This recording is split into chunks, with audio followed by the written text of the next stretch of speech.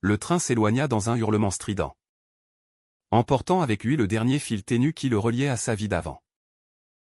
Adrien se tenait là, immobile sur le quai désert de la gare de Lyon, les mains crispées sur la poignée de sa valise usée. Tandis que les échos de rire moqueurs, ceux de ses parents, résonnaient encore dans sa tête comme un verdict irrévocable. C'est une blague. Fiston. Une leçon pour te rendre plus homme, avait lancé son père avec un clin d'œil complice à sa mère, avant de monter dans le wagon sans un regard en arrière, le laissant seul face à la nuit parisienne qui s'abattait comme un linceul. Adrien sentit ses jambes fléchir, un sanglot étouffé montant de sa gorge serrée. À 19 ans, il avait fui la petite ville de province où l'on étouffait les rêves sous le poids des traditions, pour venir à Paris chercher une liberté qu'il imaginait flamboyante, comme dans ces films hollywoodiens qu'il dévorait en cachette. Mais voilà que même cette fuite était devenue une farce cruelle, ses parents, apprenant ses doutes sur sa propre identité, ses attirances secrètes pour les garçons de son âge, avaient décidé de l'endurcir en l'abandonnant ici. Sans un sou, sans un plan.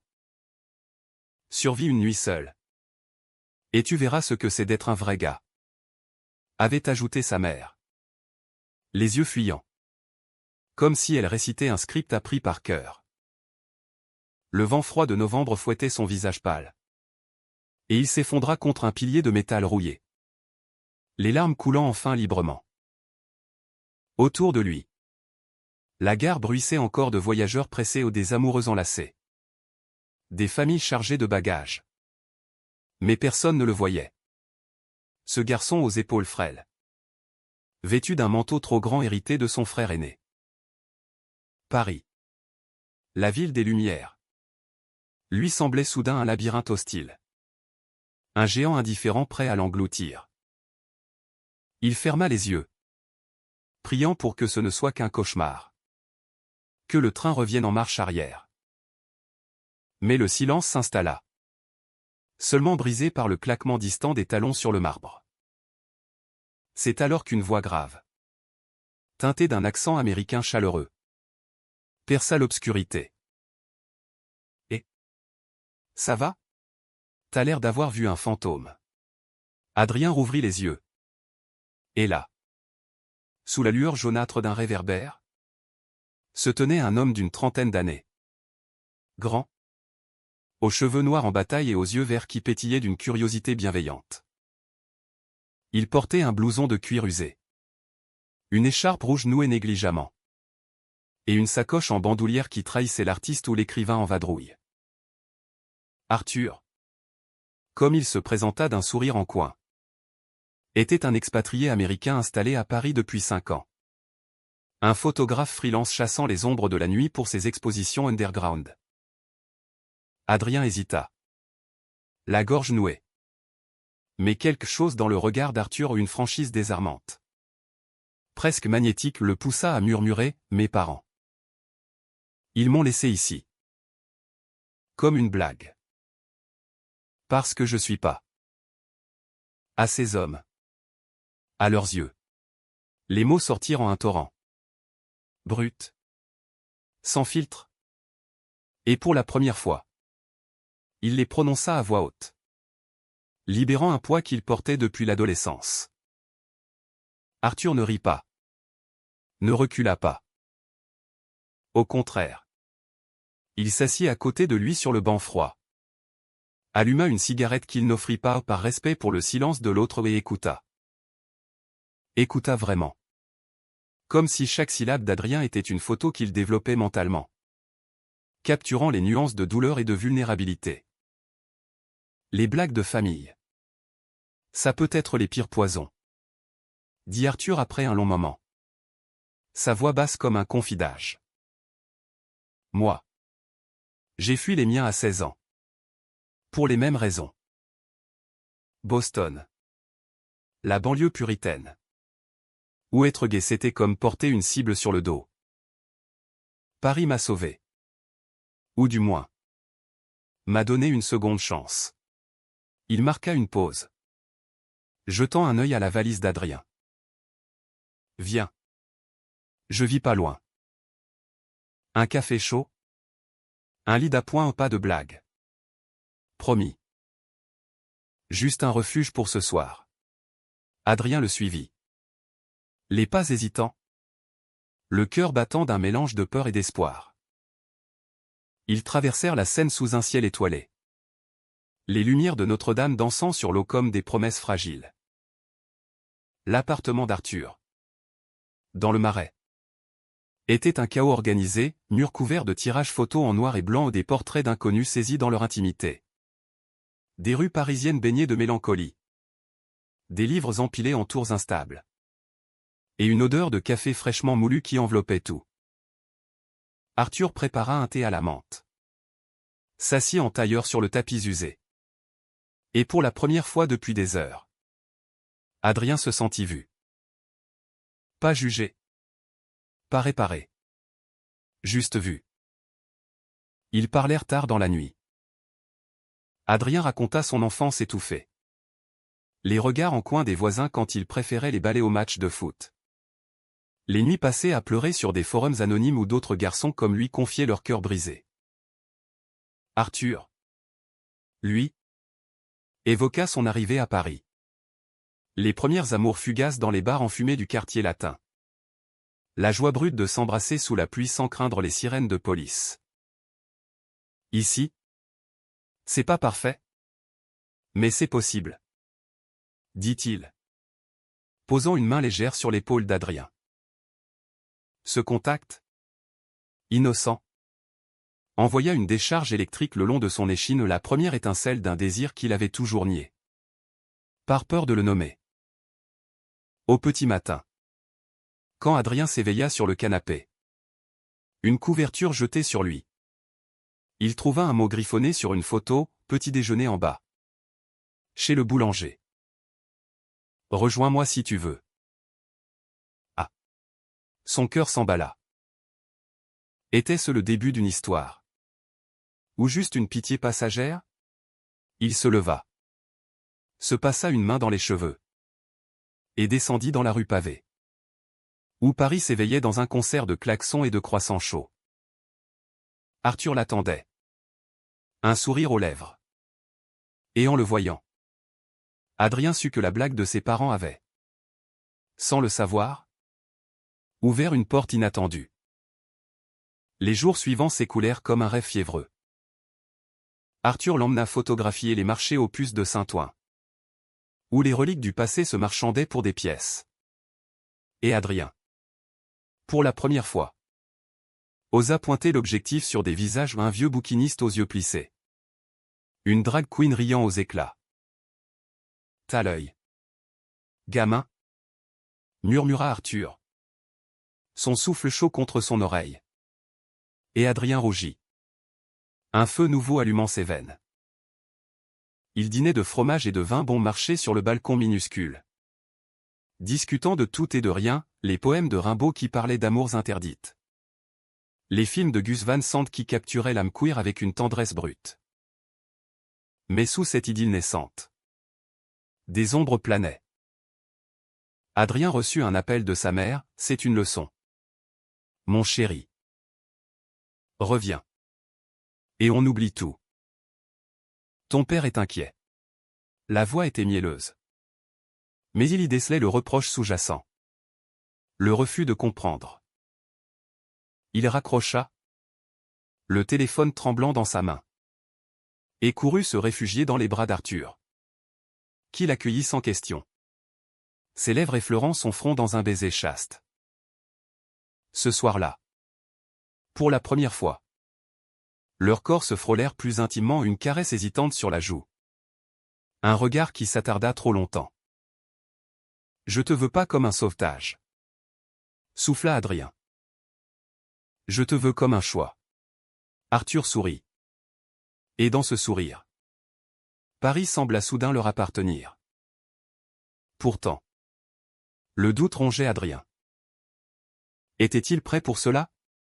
Pour cet amour qui défiait tout ce qu'on lui avait appris? Et Arthur, avec son passé d'expatrié, cachait-il des cicatrices plus profondes? La ville, avec ses boulevards haussmanniens et ses ruelles sombres. Devint le témoin muet de leurs danses hésitantes. Un pas en avant. Deux en arrière. Mais pour l'instant. Dans le cocon de cet appartement. Ils osaient rêver d'un futur où l'on n'abandonnait plus les siens à une gare vide. Les semaines se muèrent en mois. Et ce qui avait commencé comme un refuge provisoire devint une routine tendre. Tissée de rires et de silences complices. Adrien. Qui avait trouvé un emploi de serveur dans un café du Marais à un endroit où les habitués. Un mélange d'artistes et de militants queer. Le traitait comme un des leurs. Rentrait chaque soir les poches vides mais le cœur gonflé de ses échanges volés avec Arthur. Ce dernier, immergé dans la préparation de son exposition solo à la Galerie du Palais Royal, passait ses journées à chasser la lumière dans les jardins du Luxembourg. Revenant avec des pellicules remplies de portraits volés, des amants main dans la main sur les berges du canal Saint-Martin. Des solitaires lisant Proust sous les platanes.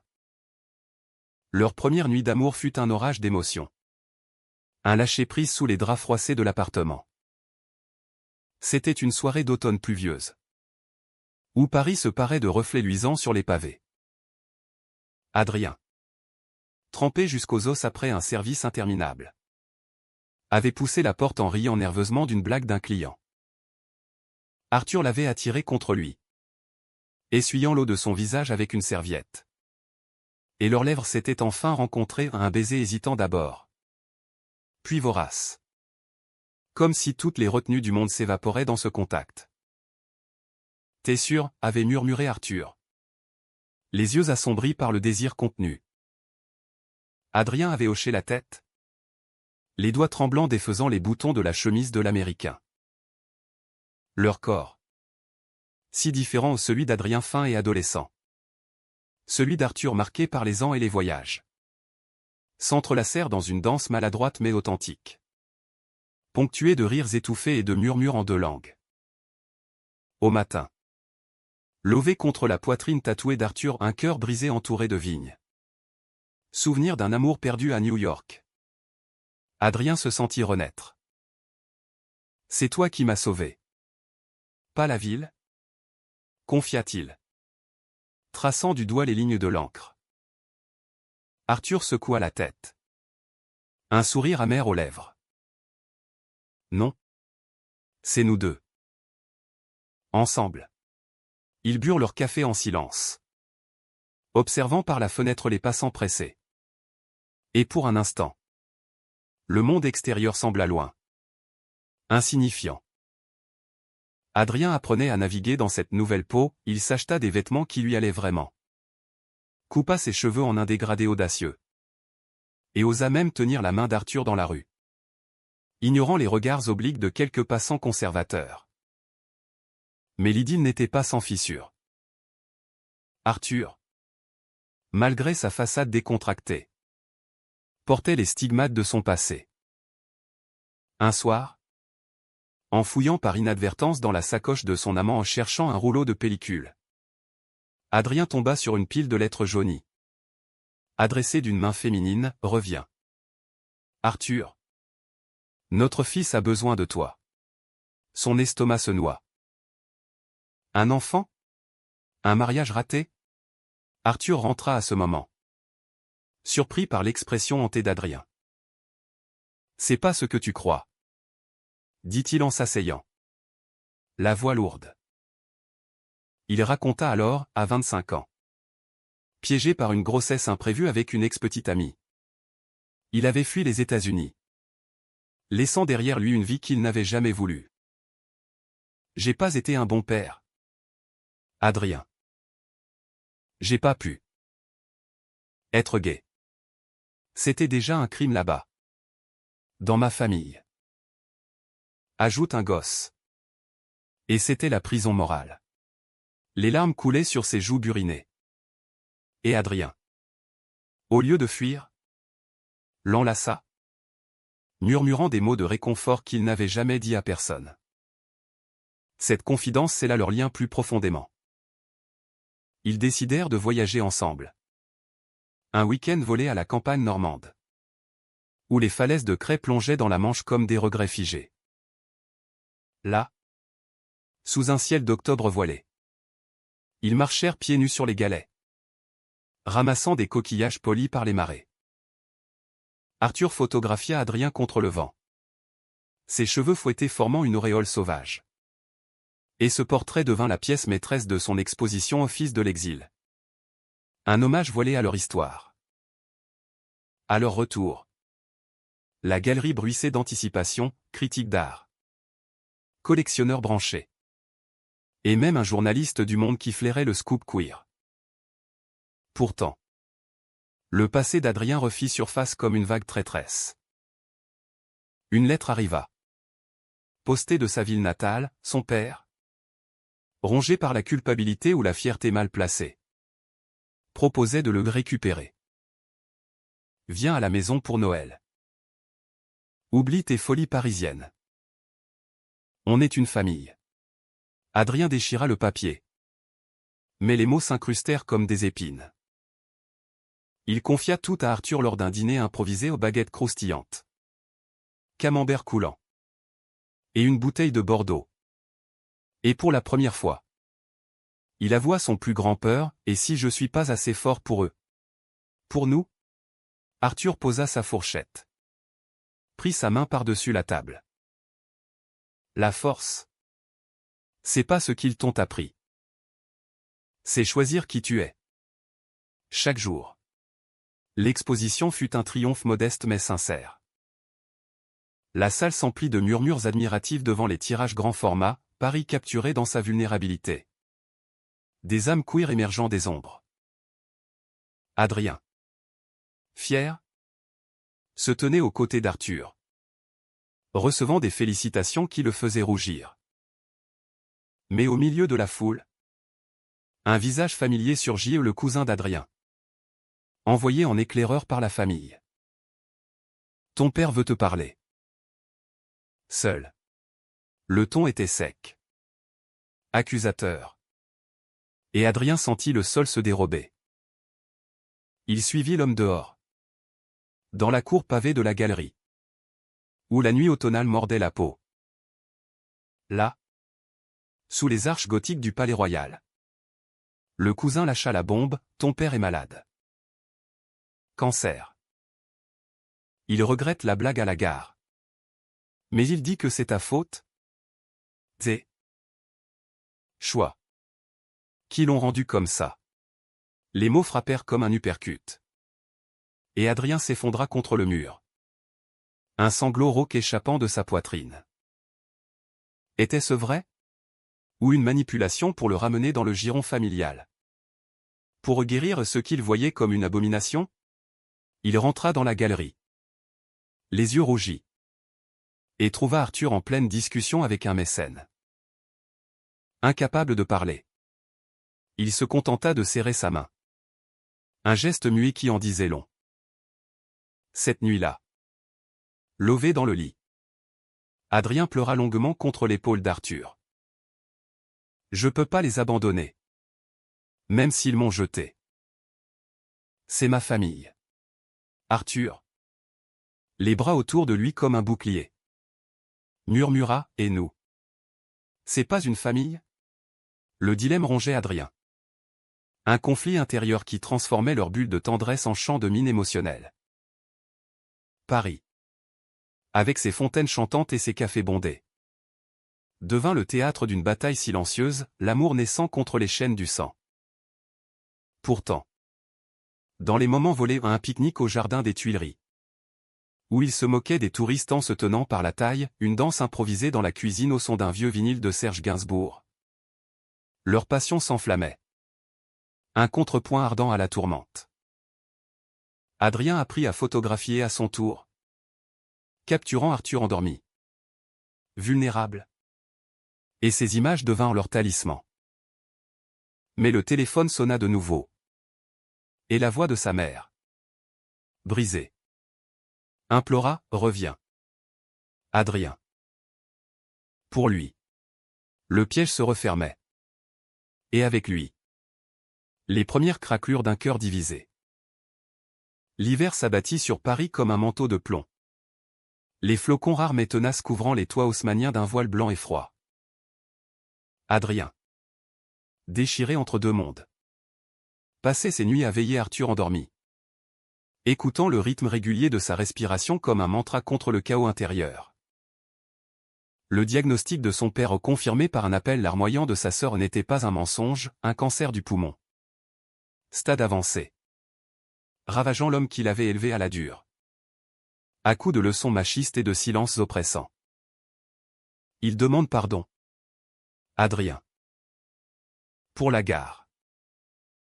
Pour tout, avait-elle dit. La voix chevrotante à travers les lignes. Adrien céda. Ou du moins, envisagea de céder. Il annonça à Arthur. Un matin de décembre gris. Autour d'un petit déjeuner de croissant tiède, je vais rentrer pour Noël. Juste quelques jours. Voir s'il y a moyen de réparer. Arthur. La tasse suspendue à mi-chemin de ses lèvres. Accusa le coup sans un mot. Ses yeux verts, habituellement si vifs, s'assombrirent d'une ombre familière, celle de l'abandon qu'il avait lui-même infligé et subi. Réparer? Et nous? Alors?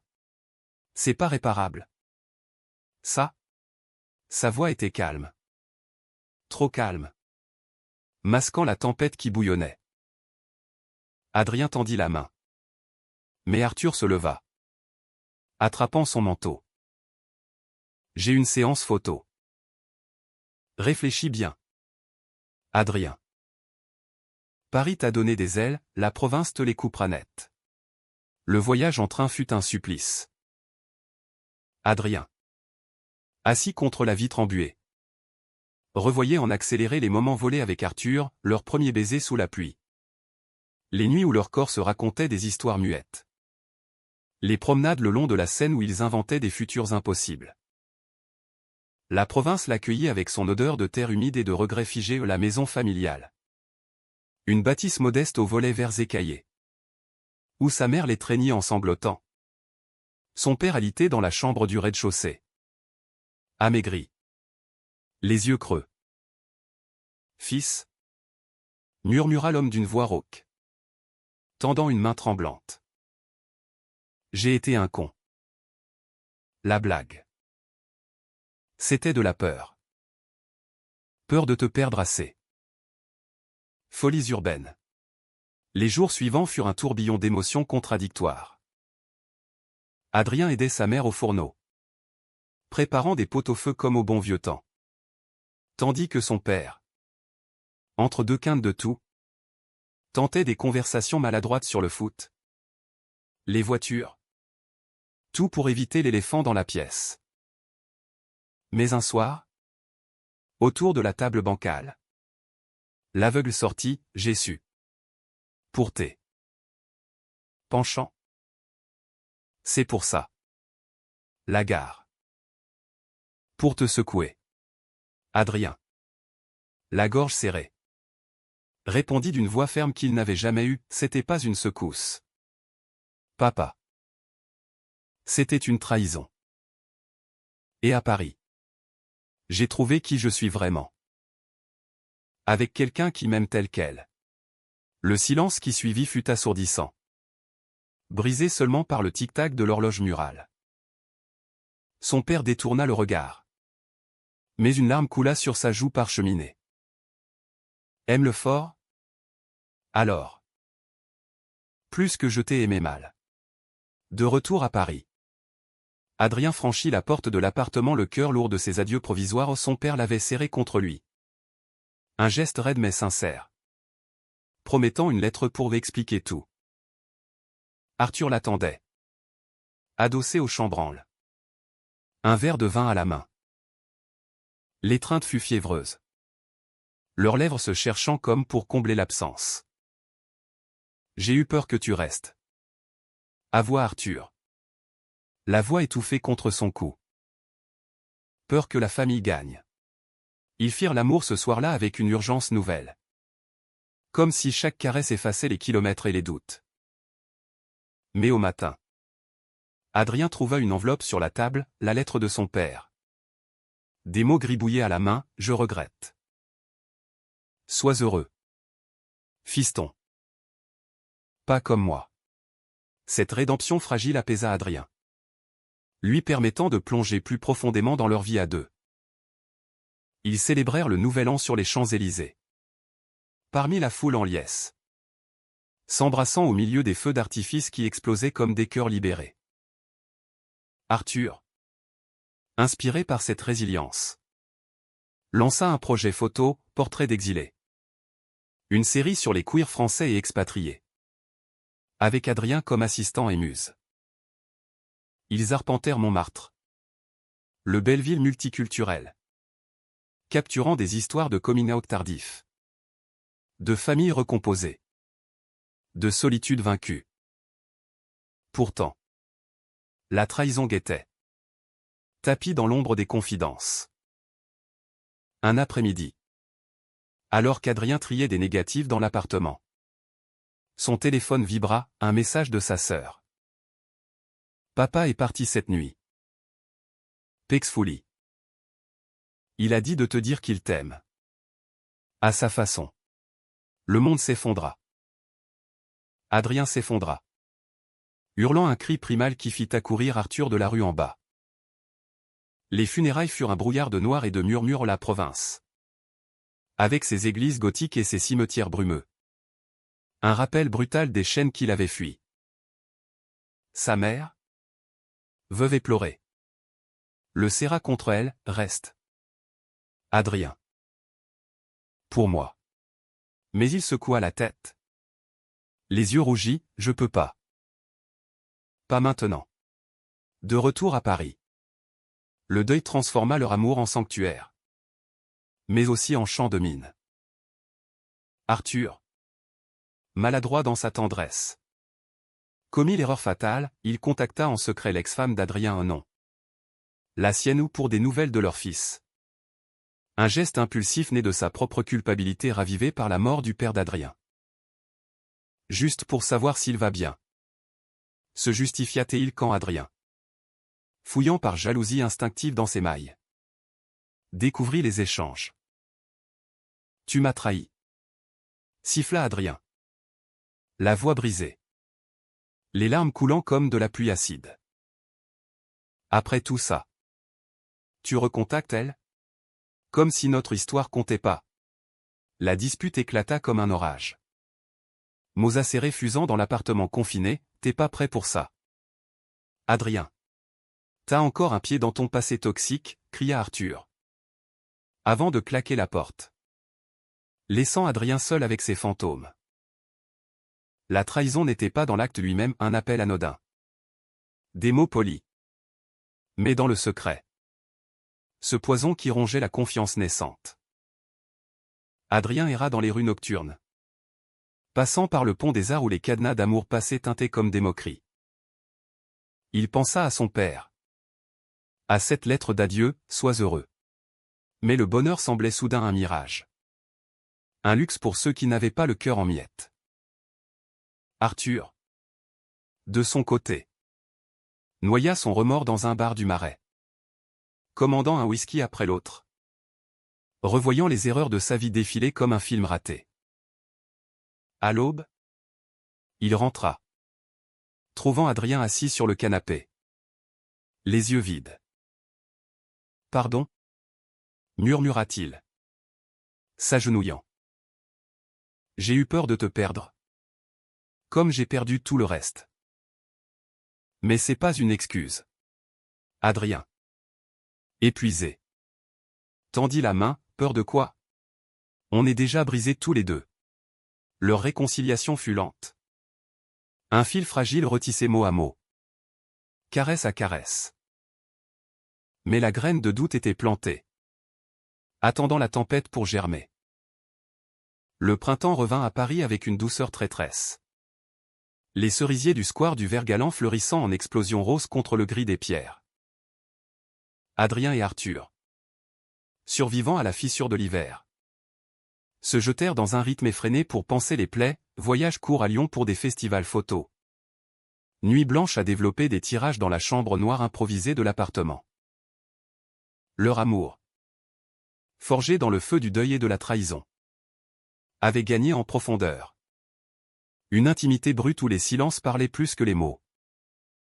Adrien, promu barista dans son café, économisé pour un appareil photo d'occasion, capturant désormais les instants fugaces, Arthur riant à une blague idiote. La lumière du matin filtrant sur son torse nu.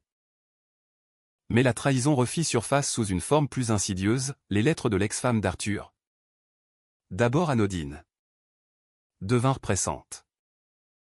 Notre fils, Ethan, a 10 ans maintenant. Il pose des questions sur son père. Vient pour son anniversaire. Juste une visite. Arthur, déchiré, confia tout à Adrien lors d'une promenade au Père-Lachaise. Parmi les tombes de Molière et d'Oscar Wilde. Ces âmes rebelles qui défiaient les normes. J'ai fui. Et ça me hante. Mais si je vais, c'est pas pour reprendre une vie. Juste pour réparer un peu. Adrien, le cœur serré par une jalousie qui l'haïssait, hocha la tête, vas-y. Mais reviens-moi entier. Arthur partit pour Boston un matin de mai ensoleillé. L'aéroport de Roissy bruissant de séparation. Adrien l'embrassa longuement. Un au revoir chargé d'espoir et de crainte. Puis rentra seul dans l'appartement qui semblait soudain trop grand. Trop vide. Les jours s'étirèrent en une attente fiévreuse, appel nocturne où Arthur décrivait les rues familières de sa jeunesse. La voix altérée par le décalage horaire et les émotions. Ethan est incroyable. Curieux. Comme moi. Mais sa mère, elle veut plus. Elle sent que j'ai changé. Adrien écoutait. Ravalant ses doutes. Se raccrochant aux promesses, bientôt. On sera à 3 toi. Moi. Et tes fantômes apaisés. Pourtant. La faille s'élargit quand un mail arriva. Non pour Arthur. Mais pour Adrien une erreur. Ou un coup bas. L'ex. Sarah. Écrivait, il parle de toi comme d'un rêve. Mais Ethan a besoin d'un père stable. Pas d'un nomade queer. Réfléchis à ce que tu lui fais subir. Les mots étaient un poignard? Ravivant les insécurités d'Adrien, était-il juste un chapitre de passage dans la vie d'Arthur? Un pansement pour un homme brisé. Il ne dit rien lors du prochain appel. Se contentant de murmures neutres. Mais la graine de suspicion germa. Empoisonnant leurs échanges. Arthur revint changé, les yeux cernés. Un éclat nouveau dans le regard. Tenant une photo d'Ethan, un gamin aux cheveux noirs. Sourire espiègle. Il m'a appelé Edad pour la première fois. Confia-t-il. La voix tremblante d'émotion. Adrien sourit. Mais intérieurement, la jalousie le rongeait comme un acide. Leur première nuit fut passionnée. Un réaffirmage physique. Mais au matin, la dispute éclata, t'es obsédé par lui. Par cette vie que t'as fui. Et moi. Je suis quoi? Ton divertissement parisien. Arthur. Blessé. Riposta, c'est pas ça. C'est juste. La paternité. Adrien. Quelque chose que je dois affronter. Pour nous aussi. Pour être entier avec toi. La brèche s'agrandit. Adrien. Impulsif. Contacta sa mère pour un week-end en province, un besoin de racines. Ou une fuite? Elle l'accueillit à bras ouverts. La maison encore imprégnée de l'absence de son père. Et lors d'une promenade dans les champs, elle lâcha, ton Arthur. Il a un enfant? C'est pas pour toi. Mon garçon. Trouve quelqu'un de simple. De stable. Les mots? Bien intentionnés mais toxiques. Firent écho aux peurs d'Adrien. De retour à Paris. Il confronta Arthur avec le mail de Sarah. Découvert dans un tiroir mal fermé. Tu lui as dit que j'étais un rêve? Que j'étais pas assez pour Ethan? Arthur pâlit. Niant d'abord. Puis avouant des bribes, j'ai juste partagé notre joie. Pour qu'elle comprenne que je suis heureux. Mais le mal était fait. Adrien. Fou de rage et de douleur. Pas qu'à une valise, j'ai besoin d'espace. Pour voir si cet amour est réel. Ou juste une illusion qu'on se raconte. Il s'installa chez un ami du café. Un studio exigu près de Bastille. Passant ses nuits aérées seul. Buvant du vin bon marché dans des bars anonymes. Arthur. Désespéré. Bombardé de messages, poèmes hâtifs. Photos de leurs souvenirs. Appels ignorés. Reviens. On répare ensemble. Le chaos trao survint par une nuit d'orage. Quand Adrien, ivre de solitude, se rendit à l'appartement sous une pluie battante. Arthur ouvrit la porte. Trempé lui aussi d'avoir attendu dehors. Et ils s'effondrèrent dans une embrassade furieuse. Mots et larmes se mêlant. J'ai peur de te perdre à ton passé. Sanglota Adrien. Et moi. De te retenir prisonnier du mien. Répondit Arthur. Ils parlèrent jusqu'à l'aube. Déballant les valises émotionnelles, la trahison n'était pas dans les actes. Mais dans les secrets non dits. Les peurs non partagées. On essaie une thérapie? Pour couple queer. Il y en a une géniale à Montparnasse. Proposa Arthur. Et Adrien. Épuisé mais résolu. Accepta. Pourtant. Le destin. Ce farceur cruel. Intervint, un appel de Sarah. Relayé par un ami commun. Ethan est malade. Grippe sévère. Mais il demande son père. Viens. Arthur. Immédiatement. Arthur partit de nouveau. Laissant Adrien seul avec ses démons. Cette fois. La séparation fut un gouffre, Adrien. Rongé par l'abandon répété. Douta de tout. Était-ce l'amour? Ou une danse éternelle d'adieu? Paris. Avec ses pluies incessantes et ses lumières floues. Devint le miroir de son âme tourmentée et belle. Mais impitoyable. L'été enveloppa Paris d'une chaleur moite. Transformant les rues en fournaises où les Parisiens migraient vers les bords de mer. Laissant la ville aux touristes et aux cœurs en exil. Adrien. Seul dans le studio prêté. Passait ses journées aérées comme un fantôme, le Louvre pour se noyer dans l'art des amours interdites. Les quais pour contempler les ponts qui reliaient sans jamais unir vraiment. Les appels d'Arthur. Sporadiques depuis Boston. Étaient des lifelines fragiles, Ethan va mieux. C'est une alerte. Je rentre dans une semaine. Attends-moi. Mais Adrien.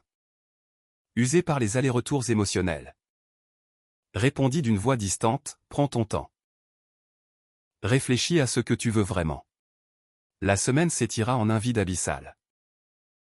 Adrien reprit le travail au café. Servant des espressos avec un sourire forcé. Écoutant les confidences des clients comme un écho de sa propre douleur. Une vieille habituée. Une lesbienne septuagénaire aux cheveux teints en bleu. Le prix à part un soir, l'amour queer. C'est pas un conte de fées. Mon petit. C'est une guerre. Mais si c'est le bon. Il vaut chaque bataille. Ces mots, simples et sages, ravivèrent en lui un espoir ténu. Il écrivit une lettre à Arthur, pas un mail froid. Mais du papier. De l'encre. Des mots tracés à la main, j'ai fui mes parents pour toi. Fui mes peurs pour nous. Mais j'ai besoin de savoir, es-tu là pour le long terme?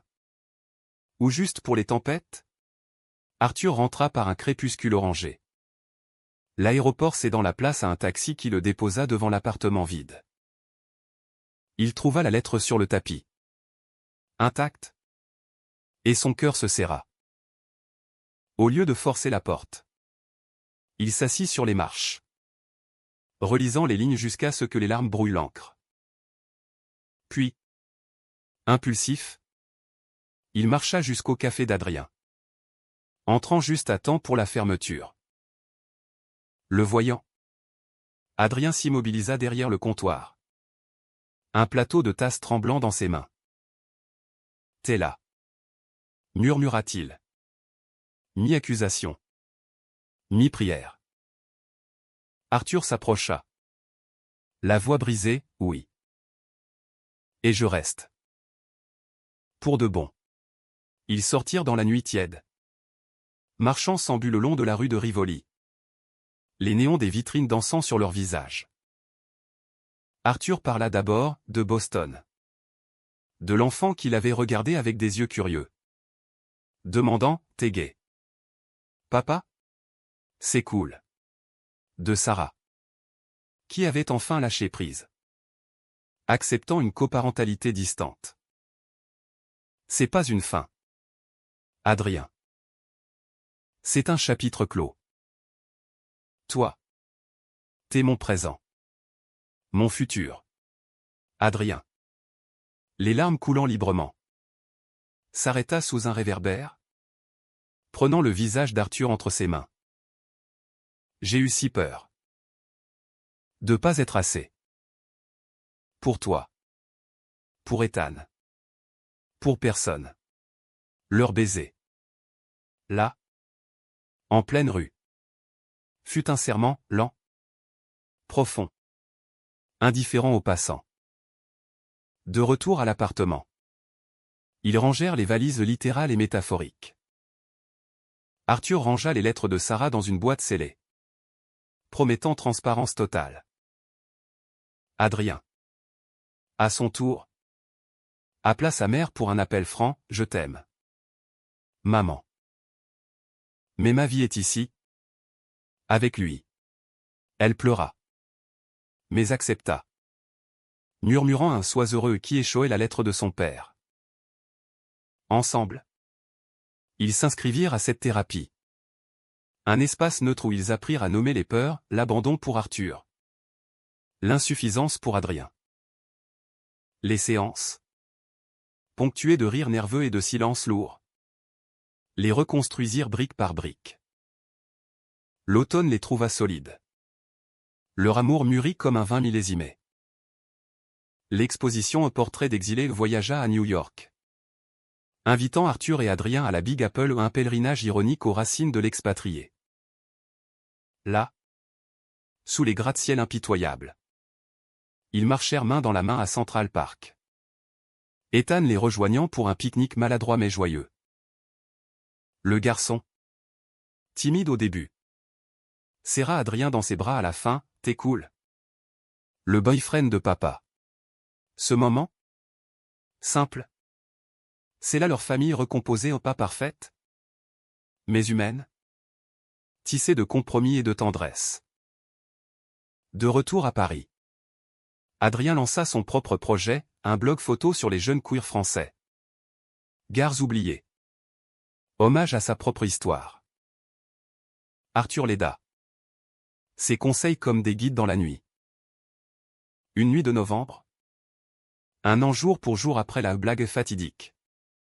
Ils se tinrent sur le quai de la gare de Lyon, sous les mêmes réverbères jaunâtres. Ici, tout a commencé, dit Adrien, serrant la main d'Arthur. Et ici, on recommence. Ensemble. Pas de train fuyant. Pas de rire moqueur, juste deux cœurs battant à l'unisson. Face à une ville qui, enfin, les accueillait sans condition. Leur histoire n'était pas un happy end hollywoodien, sans nuages ni cicatrices. C'était une tapisserie humaine, fils de joie et de douleur entrelacées. Teint de rire. De larmes. De baisers volés sous la pluie. Adrien apprit que l'amour n'efface pas les trahisons, mais les transcende, Arthur. Que la famille se choisit. Au-delà du sang. Paris. Témoin éternel. Bruissait de leurs pas. Un hymne discret à la résilience queer. Et dans ce murmure urbain, ils trouvèrent leur paix aux pas éternels. Mais suffisante pour demain.